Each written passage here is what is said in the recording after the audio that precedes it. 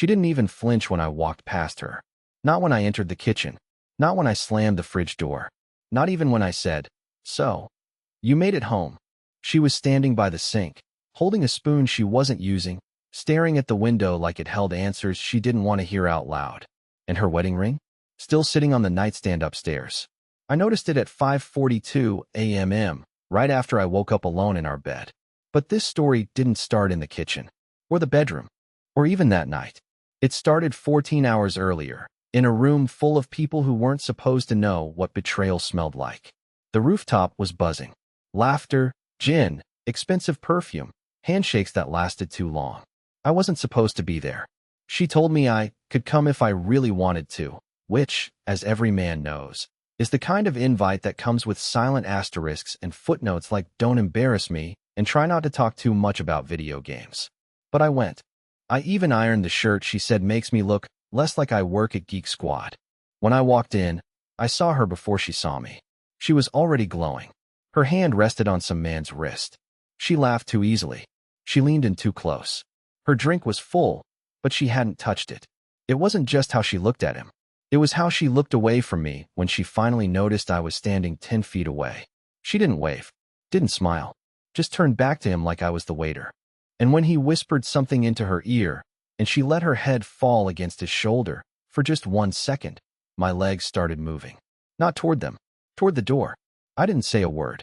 Not to her. Not to anyone. I walked out of that party, past the valet who tried to hand me someone else's keys, and down 3 blocks before I realized I'd left my coat, my pride, and my heartbeat back there. She never called, never texted, but she came home eventually. And now here we are. Her in the kitchen, me in the hallway. The silence between us heavier than any screaming match could be. She still doesn't know what I saw, but she's about to.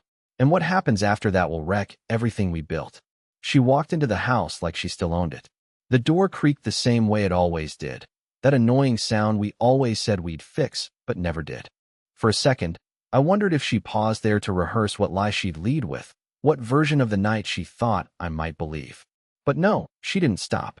Just walked in like she was coming back from the store, like she hadn't left me standing in a room full of strangers while she curled into another man's shoulder like it was home. She smelled like someone else's cologne. That was the first thing I noticed. Not her tired eyes, not the makeup smudged around the corners, not even the fact that she didn't make eye contact. It was that faint trace of something masculine and unfamiliar, cedarwood, maybe, a scent I'd never worn in my life. And it clung to her like guilt in a bottle. "Couldn't sleep?" she asked, walking past me like I was a lamp. I didn't answer. Just stood there, watching her put her phone down on the table like she hadn't spent the whole night somewhere else, doing God knows what, with God knows who. She didn't say where she had been. She didn't even offer the classic, "it's not what it looks like." Nothing. Just that awkward small talk tone, like we were co-workers forced to share an elevator. She moved to the sink, turned on the water, and began rinsing out a coffee mug that was already clean. Her hands were shaking. "Where'd you go after the party?" I asked finally, my voice quieter than I intended. She hesitated. And then, just out. With some people. Some people like the guy in the green suit. Her head froze mid-motion. The water kept running, but she didn't move. Didn't breathe. That pause said everything I needed to know. And yet, she still tried to lie. "He's just a friend. He works with Marla. We all went to a bar after. You left early, so I figured. You figured I wouldn't see you with your hands all over him?" Silence. She turned off the tap. Still didn't turn around. I could see her shoulders rising and falling as she tried to compose herself, but there was no fixing what she broke. Not this time. When she finally turned to face me, her eyes were wet. Not with tears. No, not yet. With fear. Fear that maybe I wasn't going to be the same doormat she'd grown so comfortable walking all over. "I didn't sleep with him," she whispered, as if that was the only line left uncrossed. "I never asked if you did," I replied. And the way her face dropped told me she hated that answer more than anything else. Because it meant I didn't care. Not anymore. She moved toward me, hand out like she was about to touch my arm, but I stepped back. Just 1 step. Enough to make the space between us mean something. Her voice cracked. "Wallace, I didn't mean for it to look that way. You left. Because you were already gone," I said. That shut her up. And then it happened. Her face changed. Her expression collapsed. Whatever wall she had built up to get through the night, it crumbled in seconds. She brought her hands to her mouth, let out a broken sob, and sank into the nearest chair like her knees gave out. For the first time in years, Delaney looked small, shaken, fragile, and all I felt was nothing. But the thing is, I still didn't know the whole truth. The green-suited man? He wasn't just some random flirt. He was something worse. Something that would turn this betrayal into a nightmare far deeper than just infidelity. And that revelation wouldn't come from her lips. It would come from someone else entirely. I didn't sleep that night. Even after she went upstairs and shut the bedroom door like nothing had happened, even after the house fell silent, I just sat there at the kitchen table. The coffee in my mug went cold, untouched, and the silence was so complete that I could hear the hum of the refrigerator and the occasional creak of the pipes like they were trying to whisper something I wasn't ready to hear. I didn't move. I didn't even blink for long stretches. My mind replayed that party over and over. Her laugh, his hand on her waist, her eyes darting when she saw me, the way she didn't chase me when I left. It all looped like a punishment reel. Around 4 a.m. I heard her phone buzz. Not once, but 3 times in rapid succession. The vibration echoed through the house from upstairs, muffled but sharp. I didn't plan to check it. I really didn't. But something inside me, it wasn't rage, not yet, but something colder, stood up and walked me up the stairs like my body was operating on a darker instinct. Her purse was still sitting on the dresser, and her phone was sticking out of the top, screen down. She was asleep on her side, one leg out of the blanket, breathing steady like she had nothing to hide. Like the night hadn't just imploded on both of us. I didn't make a sound. I took the phone, went back downstairs, and locked myself in the bathroom. My hands were trembling, not because I was afraid of what I'd find, but because I already knew I would find something. Something she wasn't ever going to tell me. Her phone wasn't locked. It never was. She used to say she had nothing to hide. The home screen lit up, and the first thing I saw was a message from a contact named JM. Just initials. And I knew instantly who it was. JM, tell him you crashed at Marla's. Delete this after. JM, last night was dangerous. I can still smell you on me. JM, you left your earring in my car. Not the cheap one. The one he bought you. I didn't cry. I didn't scream. I didn't throw the phone across the room. What I felt wasn't heartbreak.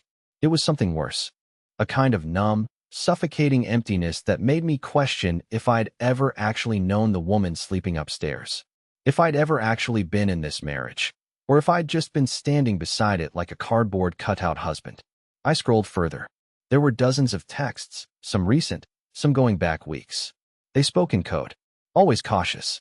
Meeting up for lunch, quick errands, Marla's place, and so many can't wait to see you again messages that my stomach turned.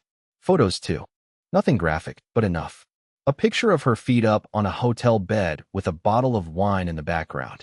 A blurry mirror selfie where she's biting her lip. And one of him, JM, half his face visible, shirtless, wearing my sunglasses. My damn sunglasses. And yet, what broke me wasn't any of that. It was a voice note. Just 6 seconds long. She said his name.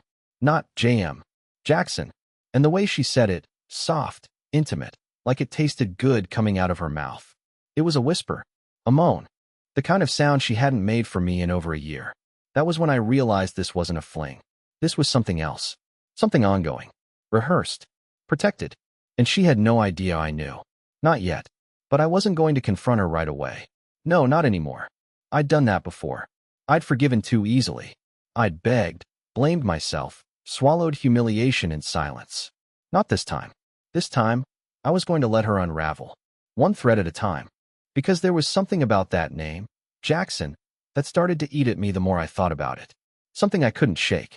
And when I finally remembered where I had heard that name before, my blood ran cold. It haunted me for the rest of the morning. Jackson. That voice note kept playing in my mind like a needle stuck on the same whisper. She said it softly, with warmth in her tone. The kind of tone that didn't just suggest lust, but comfort, familiarity, maybe even love. She didn't just say his name like a one-time fling. She said it like someone who said it 100 times in private. I sat on the living room couch, phone still in my palm, the screen dimmed out long ago. My hands were stiff, my back sore from sitting in the same position for hours. Sunlight was beginning to creep in through the blinds, and still, I didn't move. All I could think about was that name. and why it sounded so familiar. And then, around 6:30 a.m., it hit me. Not like a lightning bolt, more like a slow, creeping dread that built up until it crushed my lungs. Jackson Miller. My wife had mentioned him, once. Months ago. It was late at night, we were brushing our teeth, getting ready for bed, and she was talking about someone she used to know back in college. A guy she had done a group project with. Crazy intense, all charm, no breaks, she said. The kind of guy who made girls feel like they were the center of the world, until he vanished. I remembered laughing awkwardly, asking if she'd ever dated him. She shrugged and said, "Not really." He flirted. I was smarter back then. Apparently not. I stood up so fast the room spun. I paced, trying to calm myself, but the idea that this wasn't just some guy, it was him, shattered any trace of composure I had left. Jackson Miller wasn't a stranger. He was a ghost from her past. The one she never deleted fully. The one she pretended was harmless. And now he was back. In her life. In her bed. In our story. The worst part wasn't even the affair. The worst part was that she never once looked guilty. She came home like she didn't owe anyone an explanation. She slept through the night like her conscience was cleaner than mine. And she didn't know I had read it all. Heard it all. I couldn't go back to pretending. But I couldn't confront her outright either. Not yet. So I made a choice. I grabbed my laptop and did what any man on the edge of a mental breakdown does in the digital age. I searched. I dug into every corner of social media, business directories, alumni sites. And there he was. Jackson Miller, founder of a boutique marketing firm, guest speaker at 3 TEDx events, dated a minor celebrity once, and now, apparently, working with Delaney's agency on some luxury hotel campaign. That explained the green velvet suit. That explained the way everyone hovered around him at the rooftop party. He wasn't just charming, he was powerful. And worse, he was already inside our lives. Through the back door. But then I found something I didn't expect. Something she probably never thought I'd see. A public Instagram post from a private party 2 weeks ago. One I wasn't invited to. A dimly lit photo. Several people at a long dinner table. Blurry, candlelit, but faces still visible. Delaney was sitting next to him, her hand on his shoulder, smiling like she'd forgotten I existed. And in the comments, a simple reply from Jackson. When the past feels better than the present, you know what you have to do. She'd liked it. No words. No explanation. Just that small, cold gesture that cut deeper than anything she could have shouted in an argument. So I sat there, slowly closing my laptop, realizing I wasn't just a man being cheated on. I was a man being replaced. And now it wasn't just about heartbreak anymore. Now it was about watching her fall apart the same quiet way she had let me die inside. One layer at a time. What came next was not revenge. It was revelation. I didn't speak to her for 2 full days. Not a word.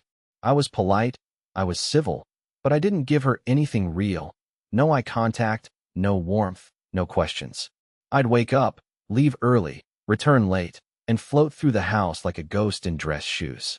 She didn't ask where I was going, and that told me everything I needed to know. Either she thought I was too weak to do anything, or she genuinely didn't care if I disappeared altogether.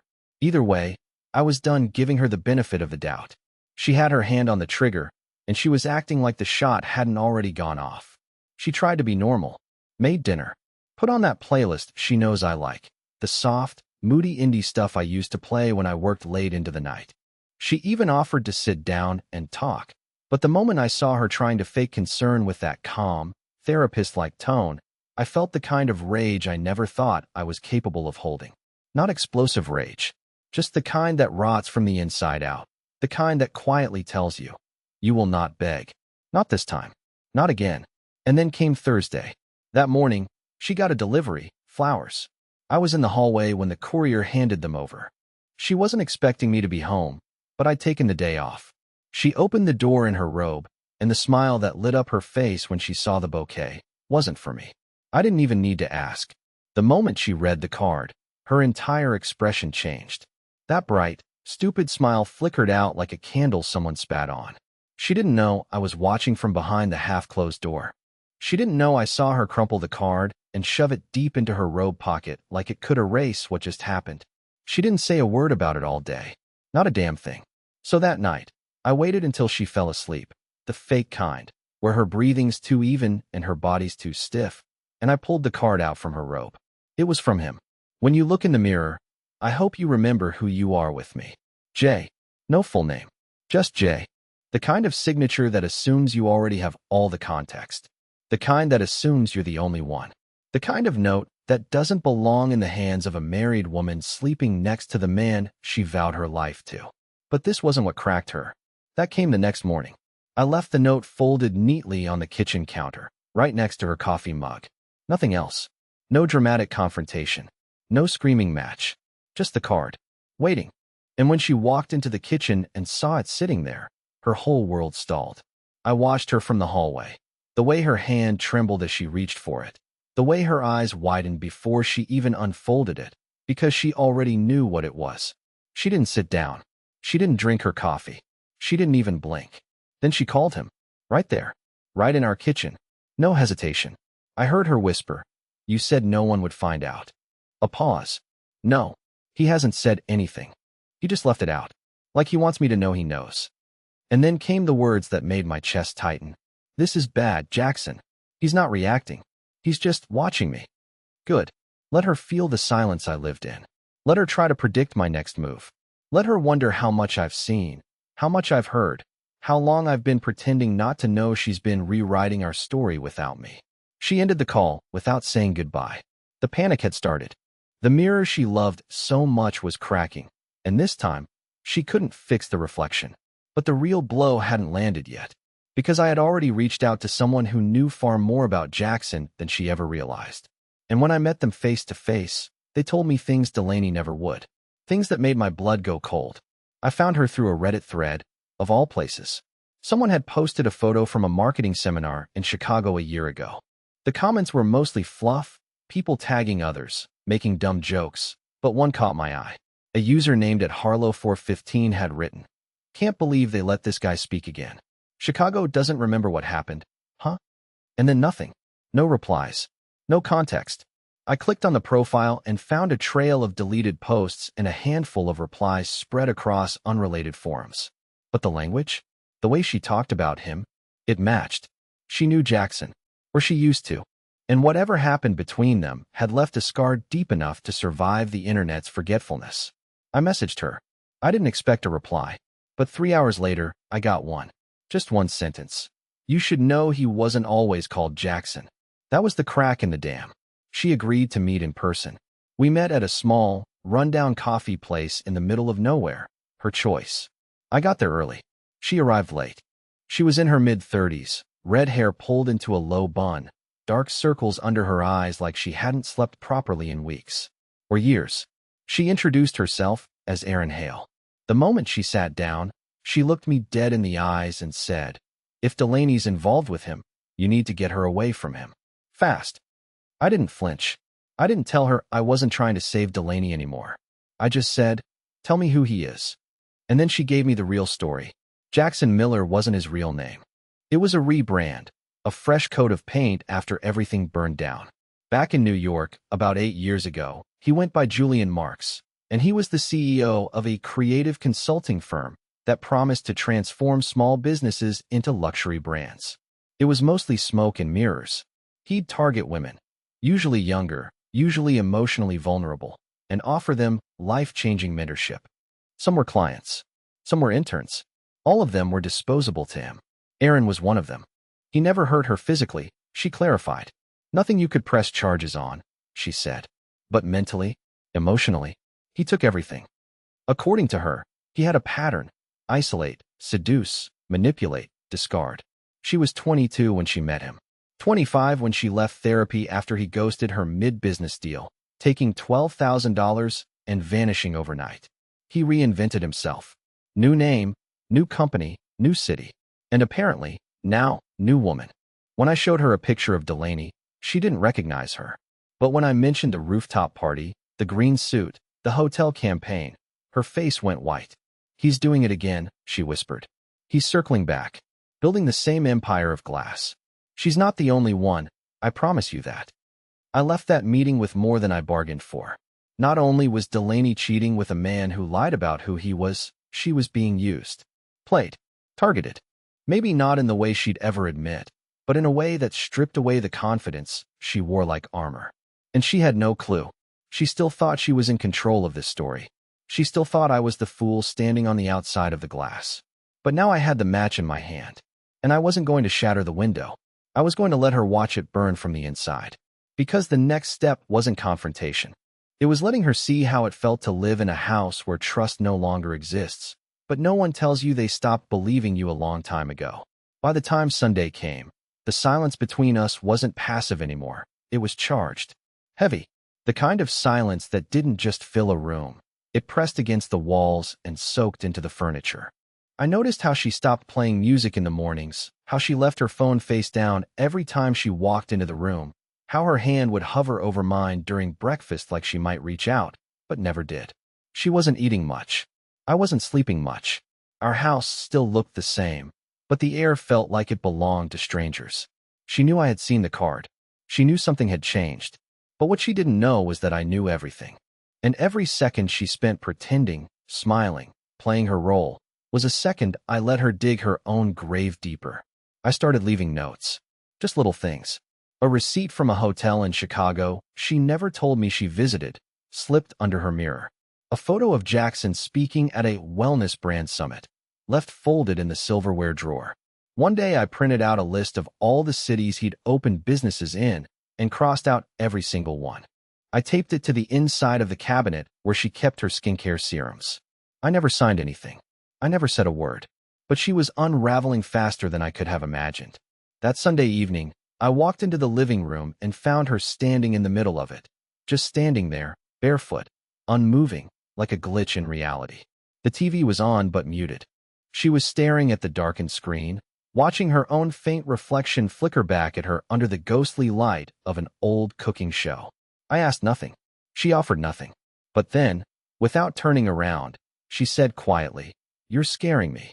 I didn't respond right away. I watched her for a moment longer and then said, "That's how I felt for a long time." She finally turned. Her eyes were red, but not from crying. From exhaustion. From carrying a lie that was starting to rot from the inside. She opened her mouth, probably to explain everything away, to minimize, redirect, twist it into some misunderstanding I'd feel guilty for misinterpreting. But I stopped her with one question. "Do you even know who Jackson really is?" And for a moment, just a single flicker of time, her mask shattered. The corners of her mouth dropped. Her breath caught. And her hands, which were holding a throw pillow against her stomach like a shield, gripped it tighter. That was it. That was the moment I'd been waiting for. The unraveling had begun, not because I screamed or begged or caught her red-handed in a hotel room. No, it began because she realized I knew more than she did. Because for once, she wasn't the one orchestrating the narrative. She wasn't in charge. She wasn't 3 steps ahead. She was behind, and she didn't know where I stood. She tried to play it off. "He's just someone I knew in college." I smiled. Then I said, slowly, "No, he's someone who's done this before. And you're not the first. You're just the one who walked in thinking you were different." She looked sick. Not angry. Not defensive. Just sick. She sat down, knees wobbling, fingers trembling, and asked in a whisper, "What do you want from me?" And for the first time since this whole thing began, I told the truth. Not to punish her, but because I needed her to hear it. "Nothing," I said. "That's the difference between me and him. He wants to possess you. I just want to be free of you." She started to cry. The kind of tears that aren't theatrical, not meant to manipulate, not meant to earn forgiveness. They were just collapsing, the dam finally breaking. But I didn't comfort her. I didn't sit beside her. I didn't soften, because she needed to sit in it. She needed to feel what I'd felt for months, the growing dread, the slow death of trust, the invisible grief of watching someone you love fall for a fantasy you weren't invited into. But it wasn't over. Not yet. There was one more thing I needed to do before I disappeared from this chapter of her life. And she would never see it coming. I didn't leave in the middle of a fight. There was no suitcase at the door. No shattered picture frames. No dramatic speech about betrayal. Just a folded note on the kitchen counter and a house still standing, cleaner than it had been in months. The dishes were done. The towels were folded. Even the bed was made, something she never used to do, but I did it that morning. One last kindness. Or maybe a symbol. She would wake up to silence. Again. But this time, it would be the kind she couldn't fix with pancakes or apologies or half-truths whispered through tears. My note was short. 6 lines. No bitterness. Delaney, I loved you. I truly did. But somewhere between your lies and my silence, I lost myself. I'm done searching for pieces of me inside someone else's mess. This house is yours now. I'm not coming back. You can keep the ring. I don't need it to remember who I was. Wallace. I left the keys beside it and walked out the front door like I was stepping through a curtain. No one stopped me. No one cried out. The sun was rising, and for the first time in what felt like years, I took a deep breath that didn't taste like resentment. I moved into a small apartment across town. Nothing fancy. 1 bedroom, ugly wallpaper, windows that face a brick wall, but it's mine. It's quiet. I bought myself a new coffee maker, a secondhand armchair, even a couple plants I'll probably forget to water. I started running again.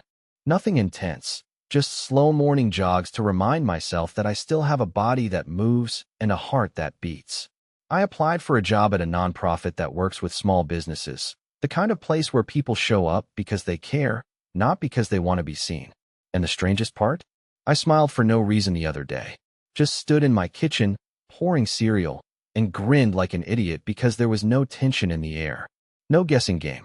No half-truths hiding in plain sight. She texted me once, a few weeks later. Just 1 word. Why? I never replied.